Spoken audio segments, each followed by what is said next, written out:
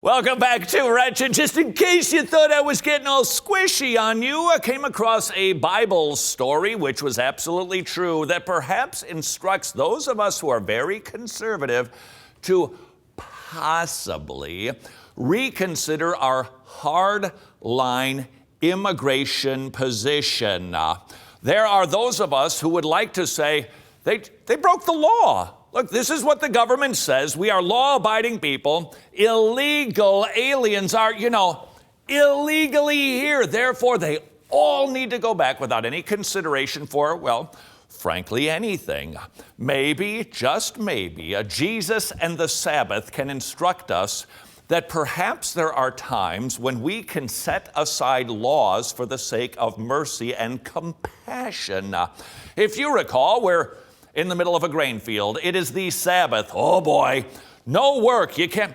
A tailor couldn't carry around a needle with thread on the Sabbath. You could not put something in your mouth bigger than an olive because that was considered work. You could not carry anything that was larger than a fig on the Sabbath. Why? Because the rabbis had rules. They had rules. And God had rules about the Sabbath too. And Jesus, walking through the grain fields, he and the disciples take some wheat and they rub it to eat it. And he informs the Pharisees who want to bust them for this, hey, the laws are there to serve us and not vice versa. We have laws from God that even he sometimes sets aside for the sake of compassion. And you say, well, do we see that any other time? Sure. He should have killed Adam and Eve on the spot, but he let them live.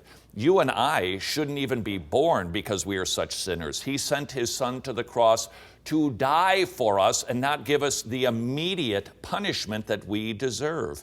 In other words, God seems to set aside his own laws for the sake of mercy and compassion. And it seems that's exactly what Jesus is teaching in Matthew chapter 12. Back to the verse 5. Jesus said, have you not read in the law, again, another slam, that on the Sabbath, the priests in the temple break the Sabbath and are innocent? In other words, the priests are given chores and assignments to do on the Sabbath, and nobody says they're breaking the Sabbath law. If you're a strict Sabbath keeper, do you have a problem with your pastor preaching? That's work. Sunday schools teaching.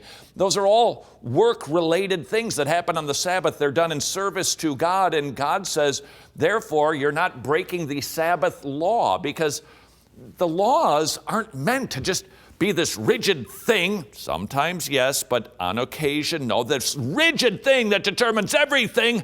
That became the rabbinical situation. That became the Pharisaical position. And what happened to the Pharisees?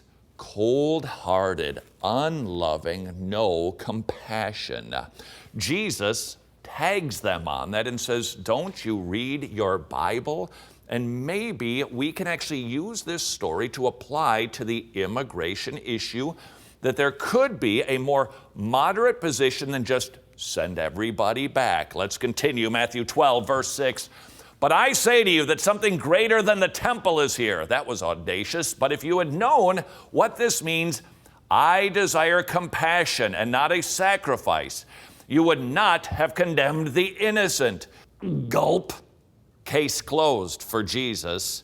Laws serve people. People don't serve laws. There are times, for the sake of mercy, for the sake of compassion, we can actually set aside laws. Malachi, I do believe it's chapter, verse that says, what does God require of you?